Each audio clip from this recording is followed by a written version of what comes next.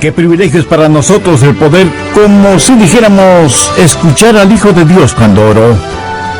Escuchar al Hijo de Dios orar. ¡Qué cosa tan extraordinaria!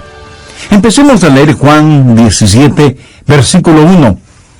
Estas cosas habló Jesús, y levantando los ojos al cielo dijo: Padre, la hora ha llegado. Glorifica a tu Hijo, para que también tu Hijo te glorifique a ti. Como le has dado potestad sobre toda carne, para que dé vida eterna a todos los que le diste. Y esta es la vida eterna, que te conozcan a ti, el único Dios verdadero, y a Jesucristo, a quien has enviado. Yo te he glorificado en la tierra. He acabado la obra que me diste que hiciese. Voy a detenerme aquí para hacer algunas observaciones, y obviamente solamente vamos a caminar por la playa de este inmenso mar de la verdad que tenemos aquí. Pero primero quiero que notemos la persona que está orando. Es el mismo Señor Jesucristo. Mire nuevamente el verso 1. Estas cosas habló Jesús, y levantando los ojos al cielo. Me imagino ver al Señor Jesús mirando directamente hacia el cielo. He orado de esa manera algunas veces, aunque se nos dice que debemos inclinar nuestra cabeza cuando oramos. Pero algunas veces es dulce y maravilloso levantar nuestras manos y mirar con nuestro espíritu el rostro de Dios. Pero lo que más me impresiona es que Jesús, siendo el Hijo de Dios, absolutamente sin pecado, necesitó y deseó orar. Tengo algunos versículos que nos dicen cómo Jesús oró, y quiero compartirlos con usted. Lucas 5, los versos 15 y 16. Pero su fama se extendía más y más, y se reunía mucha gente para oírle, y para que le sanase de sus enfermedades. Mas él se apartaba a lugares desiertos, y oraba. En la más impactante vida del ministerio del Señor Jesucristo, las multitudes venían por miles, y milagros eran realizados.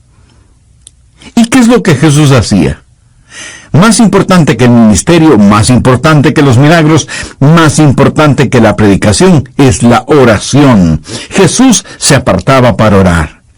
En Lucas 6:12 leemos: En aquellos días él fue al monte a orar, y pasó la noche orando a Dios.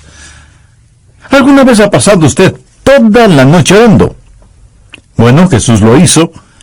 El mismísimo Hijo de Dios pasó orando toda la noche. ¿Ora usted por la mañana al despertar? Veamos Marcos 1:35. Levantándose muy de mañana, siendo aún muy oscuro, salió y se fue a un lugar desierto, y allí oraba. Recuerde que Jesucristo fue verdaderamente Dios, pero también fue verdaderamente hombre, y como hombre, para darnos ejemplo, él oraba. Si yo voy a ser un seguidor de Jesús, tengo que ser un hombre de oración, porque, por precepto y con su ejemplo, Jesús me enseñó a orar. Ahora quiero que veamos cuándo oró Jesús. Veamos nuevamente Juan 17:1. Estas cosas habló Jesús, y levantando los ojos al cielo dijo: Padre, la hora ha llegado. O sea que esta oración fue dicha en un determinado periodo de tiempo. Hubo algo que motivó y empujó a Jesús a orar ese preciso momento. Si miramos el contexto, veremos que por lo menos hay 3 razones que lo impulsaron a orar. Una es que él había terminado su enseñanza. Esta oración la dijo casi como corolario de la más impresionante enseñanza en toda la Biblia. En su mensaje en el aposento alto, él había enseñado acerca de la cena del Señor. En Juan 14 les habló del cielo. En Juan 15 les habló de permanecer en él. Les enseñó acerca de la venida y del ministerio del Espíritu Santo. Les enseñó acerca del amor, la oración y todas estas cosas. Y cuando terminó de enseñarles, comenzó a orar por ellos. Seguramente algunos de quienes me escuchan son profesores y profesoras en la escuela dominical, en sus iglesias. Permítanme decirles algo. Usted no solo debe enseñar a sus alumnos, sino que también debe sellar su enseñanza con oración. La oración y la enseñanza van de la mano. La oración y la predicación van de la mano. En Hechos 6:4 leemos que los apóstoles dijeron: y nosotros persistiremos en la oración y en el ministerio de la palabra. En la medida en que sembraron las semillas de la palabra, debemos orar a Dios para que las personas abran sus corazones y entiendan su palabra. Creo que esa es la razón por la cual Jesús oró por ellos después de haberles enseñado. Pero no solo fue la culminación de sus enseñanzas, el Señor Jesús iba a ser separado de ellos. En Juan 16:32, Jesús les dijo a sus discípulos: he aquí la hora viene, y ha venido ya, en que seréis esparcidos cada uno por su lado, y me dejaréis solo. Mas no estoy solo, porque el Padre está conmigo. Jesús sabía que ellos iban a ser esparcidos, y que él mismo sería separado de ellos. Así que ora por ellos. Al meditar en esto pensé: ¡qué maravilloso! Lo extraordinario acerca de la oración es que supera dos cosas que a nosotros nos parecen barreras. La una es tiempo y la otra es espacio. Los discípulos le iban a dejar, pero tiempo y espacio no son barreras para la oración. Por ejemplo, en esta oración Jesús ora por sus discípulos y en Juan 17:20 dice: mas no ruego solamente por estos, sino también por los que han de creer en mí por la palabra de ellos. Él oró por mí. Jesús dijo esa oración hace más de 2000 años y sin embargo ha tenido un tremendo efecto en mi vida. ¿No es eso extraordinario? Y eso es lo maravilloso acerca de la oración. La oración trasciende el tiempo. La oración puede ser como un cohete de detonación retardada. Puede ser disparado a través de los siglos. ¿Ora usted por sus nietos antes de que nazcan? Ahora yo tengo nietos y oro mucho por ellos. Y hasta he comenzado a orar por las personas con quienes algún día se casarán.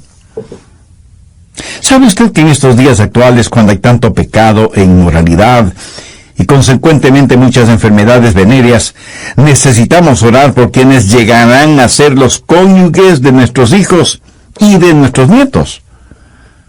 Nunca es demasiado temprano para orar por ellos, por el futuro de cada uno de ellos.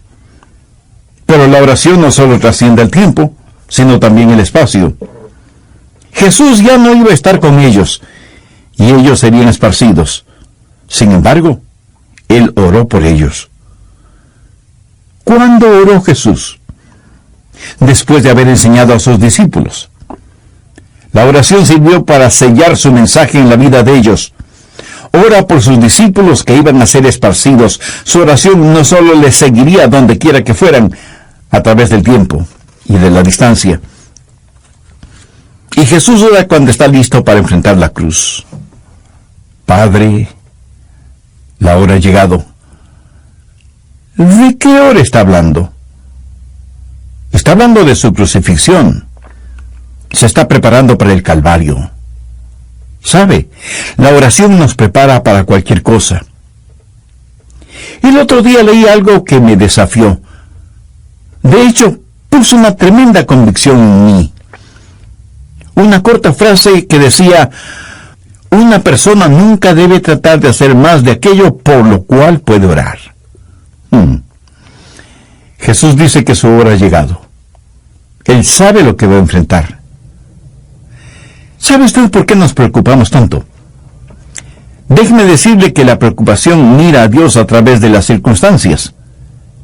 Pero la oración mira a las circunstancias a través de Dios. Y ahí está el Señor Jesús, una persona de oración, en un período de oración.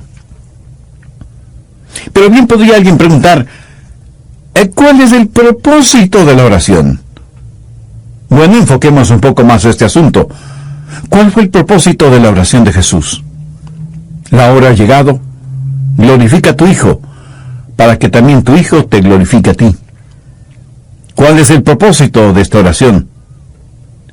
Pues que Dios sea glorificado. Mire lo que Jesús dijo en Juan 17:4. Yo te he glorificado en la tierra. ¿Cómo Jesús glorificó a su Padre en la tierra? He acabado la obra que me diste que hiciese. ¿Cómo Jesús había acabado lo que el Padre le dio para que haga? Lo hizo por medio de la oración. Quiero decir, la oración le capacitó para que terminara el trabajo que le había dado su Padre. Y por haber terminado ese trabajo, Jesús glorificó al Padre. Y aunque esta oración de Jesús es personal, no es una oración egoísta. Es interesante notar que en los 5 primeros versículos de Juan 17, la palabra gloria o glorificar aparece por lo menos 5 veces. O sea, la oración debe estar cubierta con la gloria de Dios. Y cuando la analizamos, la oración siempre debe ser para la gloria a Dios. Cuando Jesús nos enseñó a orar, nos enseña que debemos decir: Padre nuestro que estás en los cielos, santificado sea tu nombre. Cuando comenzamos a orar teniendo más en mente la gloria de Dios, nuestra vida de oración va a ser más como la vida de oración de Jesús. Y Dios el Padre será glorificado. ¿Cuál es el propósito de la oración? Es que podamos hacer lo que Dios quiere que hagamos, y que podamos terminar esa tarea que Dios ha puesto en nuestras manos, a fin de que Él sea glorificado. Yo creo que la cosa más importante que usted o yo podemos decir cuando crucemos la puerta de la muerte es: hice lo que Dios me dio para hacer. ¿Qué puede ser más importante que eso? Nada. Absolutamente nada puede ser más importante que finalizar el trabajo que Dios nos ha dado para hacerlo. Ahora, ¿qué se necesita para poder decir eso? Primero, el conocimiento de lo que Dios quiere que usted haga. Y segundo, el poder para hacerlo. ¿Estamos de acuerdo en esto? Bien. Conocimiento de lo que Dios quiere que haga y poder para hacerlo. ¿Cómo puedo yo o usted lograr estas dos cosas? ¿Cómo Jesús tuvo tanto el conocimiento como el poder para hacer lo que su Padre quería que hiciese? Era lo que obtuvo por medio de la oración. Aquí en Juan 17 hay un principio que quiero compartir con usted, y si usted con oración aplica este principio, le garantizo que usted conocerá y tendrá el poder para hacer la voluntad de Dios en su vida.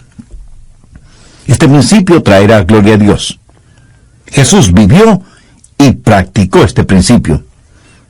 En Juan 17, Jesús está orando por usted y orando por mí. Dice: santifícales en tu verdad.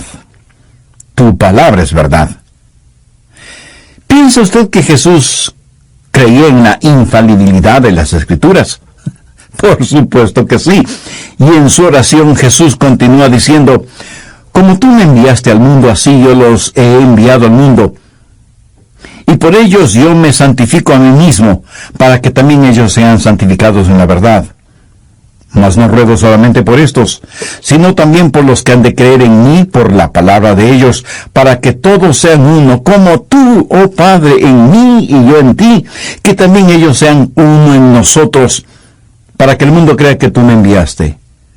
La gloria que me diste, yo les he dado, para que sean uno, así como nosotros somos uno, yo en ellos y tú en mí, para que sean perfectos en unidad, para que el mundo conozca que tú me enviaste y que los has amado a ellos, como también a mí me has amado.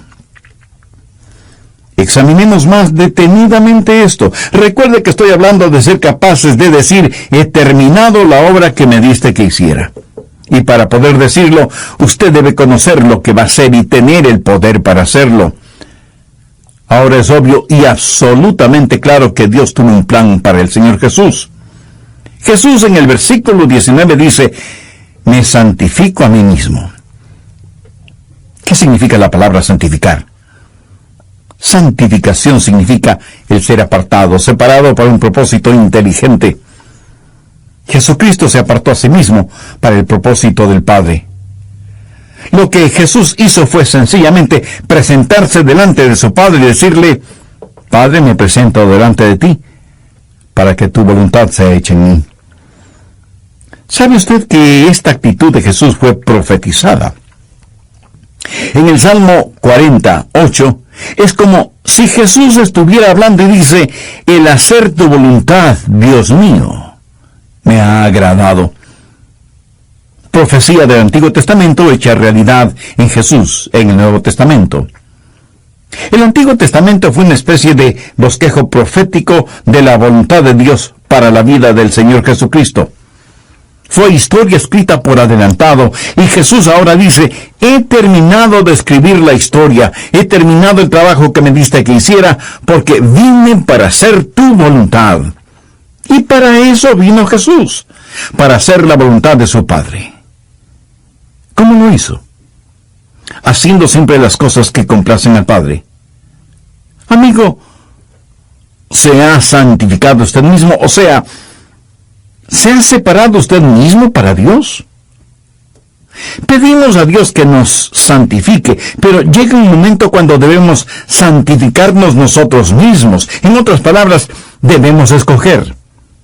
Definitiva y deliberadamente debemos decir: Señor, me presento delante de ti para hacer tu voluntad. Y algunos me dirán: bueno, pastor, eso lo pudo decir Jesús, pero eso no es para mí. Escuche, el principio operativo que estuvo en Jesús, Él oró para que también estuviera en usted. Mire lo que Jesús dijo en el verso 17: santifícales en tu verdad, tu palabra es verdad. Ahora, ponga atención a lo que dijo en el verso siguiente: como tú me enviaste al mundo, así yo los he enviado al mundo. El principio bajo el cual Jesús trabajó es el mismo principio bajo el cual usted va a trabajar. El mismo principio. Verso 19. Y por ellos yo me santifico a mí mismo, para que también ellos sean santificados en la verdad. Lo que Jesús está diciendo es: así como me aparto yo mismo para cumplir con el inteligente propósito de Dios, ellos también deben hacerlo por medio de la verdad de la palabra de Dios, para cumplir con el inteligente propósito de Dios. ¿Quiere usted cumplir con el inteligente propósito de Dios en su vida? No puede hacerlo si es que primero no tiene a Dios en su vida. Y la única forma de tenerlo es por medio del Hijo de Dios, el Señor Jesucristo, quien dijo: yo soy el camino, y la verdad, y la vida. Nadie viene al Padre, sino por mí. Voy a hacer un muy breve resumen del programa anterior. El Señor Jesús vino para hacer la voluntad de Dios, el Padre, para darnos ejemplo de obediencia. Y algunos me dirán: bueno, pastor, eso lo pudo hacer Jesús, pero eso no es para mí. Escuche, el principio operativo que estuvo en Jesús, Él oró para que también estuviera en usted. Mire lo que Jesús dijo en el verso 17: santifícales en tu verdad, tu palabra es verdad. Ahora ponga atención a lo que dijo en el verso siguiente: como tú me enviaste al mundo, así yo los he enviado al mundo. El principio bajo el cual Jesús trabajó es el mismo principio bajo el cual usted va a trabajar. En Juan 17, 19, Jesús dijo: y por ellos yo me santifico a mí mismo, para que también ellos sean santificados en la verdad. Lo que Jesús está diciendo es: así como me aparto yo mismo para cumplir con el inteligente propósito de Dios, ellos también deben hacerlo por medio de la verdad de la palabra de Dios, para cumplir con el inteligente propósito de Dios. Cuando yo era solo un joven predicador, estuve en una librería en Baton Rouge, en Luisiana, y compré un libro, La vida salvadora de Jesús, escrito por el mayor Ian Thomas. Si usted nunca lo ha leído, le sugiero comprarlo y leerlo. Algunas veces me preguntan qué libros han tenido el mayor impacto en mi vida. Sin duda alguna, ese libro está entre los libros que han impactado fuertemente mi vida.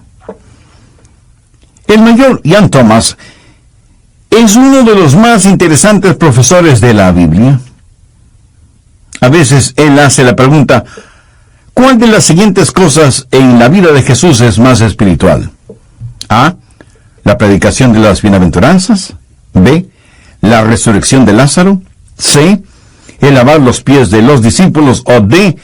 Cuando escupió en el suelo e hizo lodo para ponerlo en los ojos del hombre ciego. ¿Cuál de estas cosas usted diría que fue la más espiritual? El doctor Jan Thomas dice: ninguna de estas cosas fue más espiritual. Todas fueron espirituales, porque Jesús dijo que siempre hacía las cosas que complacían a su Padre. Para Jesús, lo mismo de espiritual fue el escupir en el suelo que el predicar. Y lo digo con todo respeto. Jesús no dividió su vida en pequeños segmentos donde habían unas cosas más espirituales que otras. Jesús no renunció a predicar, como no renunció a hacer lodo para curar al ciego. Él entregó a su Padre tanto el predicar como el escupir por el simple acto de estar disponible. Es como si Jesús dijera: si quieren que predique las bienaventuranzas, predicaré. Si quieren que grite frente a la tumba de Lázaro, gritaré. Si quieren que les lave los pies a los discípulos, los lavaré. Y si quieren que escupa y haga lodo para ungir los ojos del hombre ciego, pues lo haré. ¿Cuál es la voluntad de Dios? ¿Cómo conoce usted la voluntad de Dios? Escúcheme atentamente.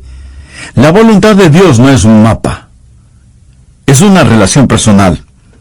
Usted se santifica a sí mismo, o sea, se aparta para hacer la voluntad de Dios. Seguramente usted tiene algunas herramientas. Bueno, seleccione cualquiera. Ahora, ¿a qué está comprometida esa herramienta? ¿Está comprometida a realizar una labor? ¿O está comprometida al carpintero, al plomero, al electricista o lo que sea? Escúcheme.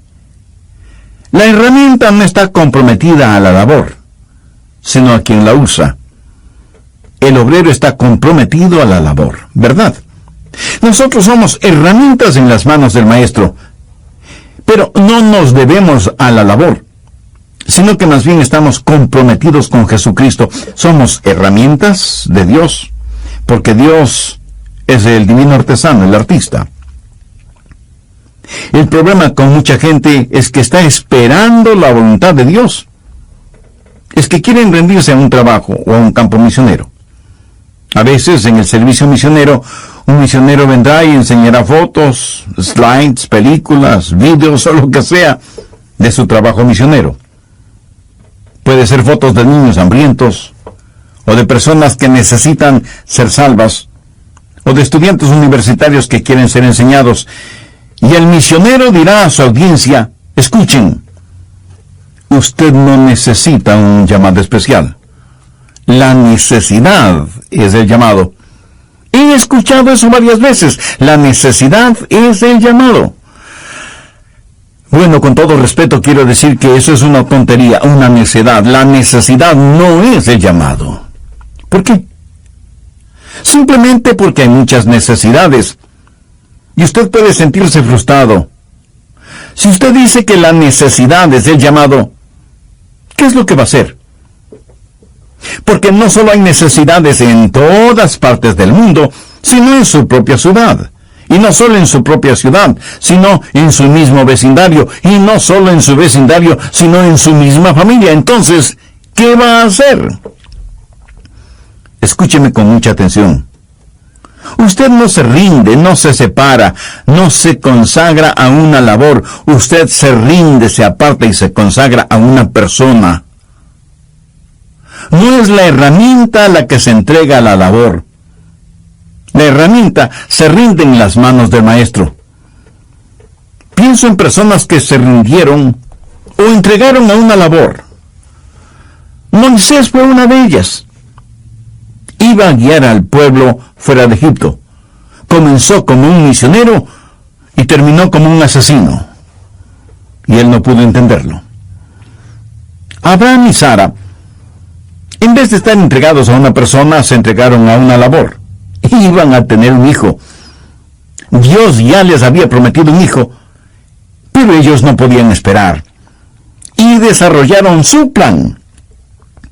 Y parte importante del plan de ellos fue Agar, y como resultado nació Ismael. Y por 15 años Abraham trató de convencer a Dios para que por medio de Ismael el mundo fuera bendecido. Pero Dios no lo hizo. Abraham, entregado, comprometido a una labor, hizo lo que quiso, sin Dios. Pero finalmente, después de 15 años, Abraham se entrega a Dios y hace lo que Dios pudo hacer sin Abraham. Dios hizo algo que fue total y completamente sin explicación. Déjeme hacer un paréntesis aquí para preguntarle, ¿sabe usted lo que es un fanático? Un fanático es alguien que se compromete a una causa o a un propósito en vez de a Dios. Eso es un fanático. Jesús sencillamente dijo, Padre, he venido para cumplir tu voluntad. Estoy entregado a ti. Me he santificado. Me he apartado para realizar tu voluntad. Y como tú me enviaste, de la misma manera les envío y oro por ellos. Y que ellos también puedan santificarse. Ahora bien, ¿para qué se santificó Jesús? Para la gloria de Dios. Glorifica a tu Hijo para que también tu Hijo te glorifique a ti. Jesús lo dijo una y otra vez, que Dios el Padre sea glorificado por intermedio de Él. ¿Cuál es la voluntad de Dios para usted o para mí? Se lo voy a decir en una sola palabra, y aunque eso aparentemente no tenga ningún sentido para usted, se la voy a decir de todas maneras. La voluntad de Dios para usted, o para mí, o para Billy Graham, o para cualquier otro hijo o hija de Dios es... ¿Está listo? Es Jesús. La voluntad de Dios para usted es Jesús. Usted tal vez me diga, pastor, yo amo a Jesús y todo eso, pero ¿cómo puede ser Jesús la voluntad de Dios para mí? Bueno, usted sencillamente viene y se entrega totalmente a Jesucristo. Mire lo que dice Juan 17:23. Yo en ellos y tú en mí, para que sean perfectos en unidad, para que el mundo conozca que tú me enviaste y que los has amado a ellos como también a mí me has amado.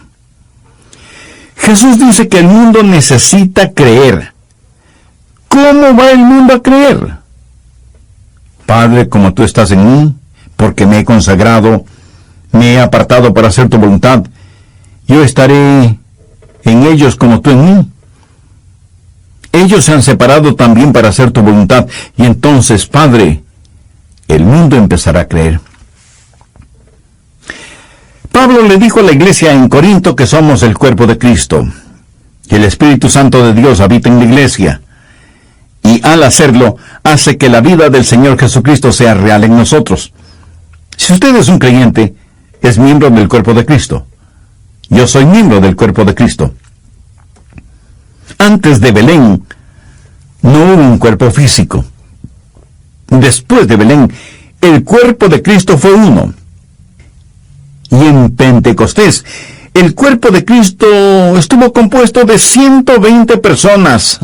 120 pares de ojos, 120 pares de manos, 120 pares de oídos, 120 bocas. Y cuando predicaron, el cuerpo de Cristo fue de 3.120 personas. Cristo es la cabeza del cuerpo, dando direcciones. Y los miembros no están rendidos a la labor. Los miembros están comprometidos con la cabeza. Mis manos son parte de mi cuerpo. Yo no quiero que mis manos estén rendidas a ninguna labor. Créame, tendría temor de que fuera así. Yo quiero que mis manos sean sensibles a las órdenes de la cabeza. Y cuando escribo una carta o cuando hago anotaciones para mis mensajes, yo quiero que mis manos estén rendidas por completo a los impulsos de la cabeza. ¿Cuál es mi voluntad para mis manos? Mi voluntad para mis manos soy yo. ¿Cuál es la voluntad de Dios para usted? Jesús. Por eso dije que la voluntad de Dios para usted o para mí es Jesús. Jesús es la cabeza. Él es la voluntad de Dios para usted. No es un lugar, no es una labor, ni cosa por el estilo, sino Jesucristo mismo. Mi mano no puede hacer para mí lo que a ella le plazca. No es un comité de 5 que se reúne para votar y decidir qué va a hacer por mí. Mi mano está en mi cuerpo para obedecer las órdenes emanadas de la cabeza, y la voluntad para mi mano es mi voluntad, y la voluntad de Jesús para su cuerpo es el mismo. Jesús dijo que había venido para hacer la voluntad del Padre. Y eso, mi estimado amigo, es lo que debe hacer, presentarse usted mismo a Jesús. Usted tiene una sola responsabilidad, y es el presentarse a Jesús para servicio. ¿Se ha presentado usted a Jesucristo como Jesucristo se presentó delante del Padre? Si es que lo ha hecho, esto es lo que va a suceder.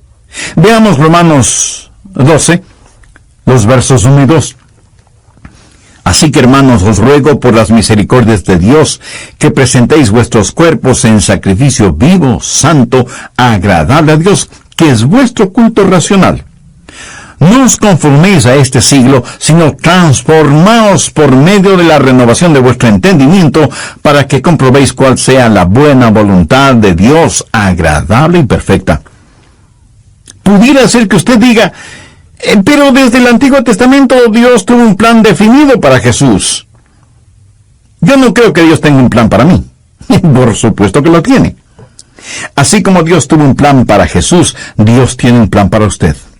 Veamos Efesios 2, versos del 8 al 10. Porque por gracia somos salvos por medio de la fe, y esto no de vosotros, pues es don de Dios, no por obras, para que nadie se gloríe, porque somos hechura suya, creados en Cristo Jesús, para buenas obras, las cuales Dios preparó de antemano para que anduviésemos en ellas. Y en Jeremías 1:5 leemos, antes que te formase en el vientre te conocí, y antes que nacieses te santifiqué, y te di por profeta a las naciones. Y alguien con un conocimiento de la vida de Jeremías a lo mejor me pregunta, entonces, ¿por qué él no se rindió para ser profeta? Bueno, él se rindió a Dios, y de esa manera supo que iba a ser profeta. Amigo, lo que estoy tratando de decir es sencillamente que usted debe venir al Señor. La voluntad de Dios para usted es el Señor Jesucristo.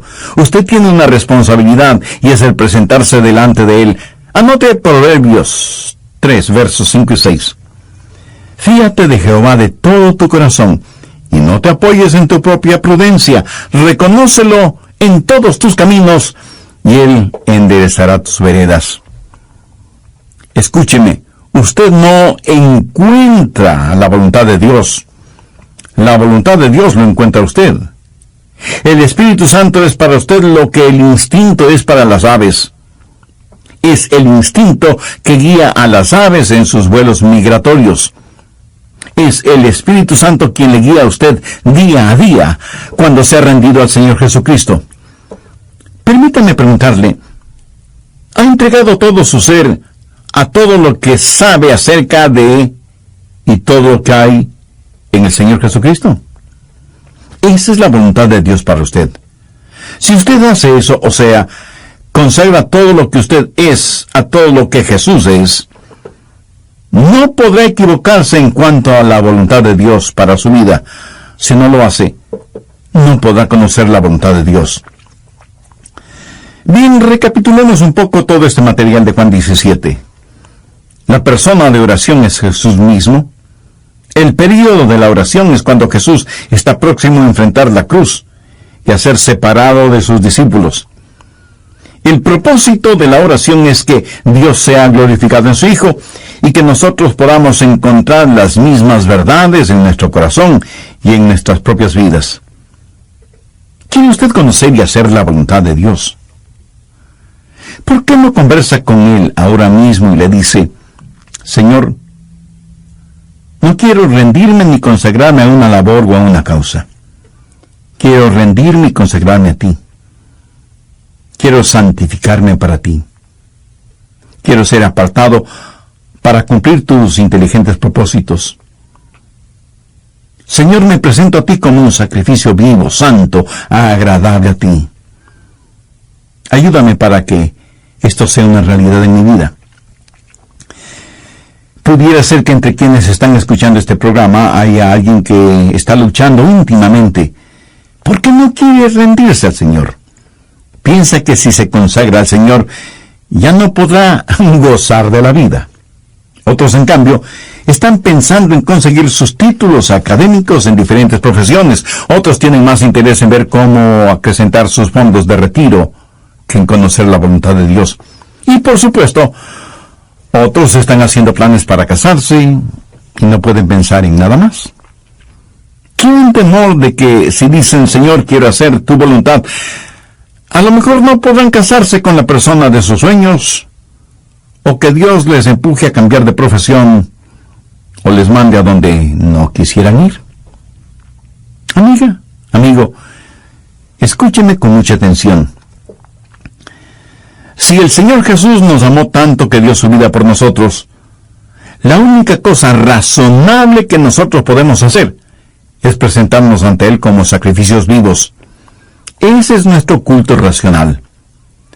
No debemos estar temerosos de la voluntad de Dios, porque la voluntad de Dios en nuestras vidas es buena, perfecta y aceptable. Y si la anhelamos honesta y sinceramente, Dios nos la revelará. Y entonces podemos decir, haz lo que quiera de mí, Señor. Tú eres el alfarero, yo soy el barro. Modélame como sea tu voluntad. Si en la quietud e intimidad de su corazón usted le pide al Señor Jesucristo que venga a su vida, que sea su Salvador y Señor, que le perdone sus pecados, y le agradece por el sacrificio que Él hizo por usted en la cruz del Calvario, Él le perdonará de inmediato, limpiará su vida por completo, le sellará con su Espíritu Santo y le hará miembro de su familia celestial y eterna.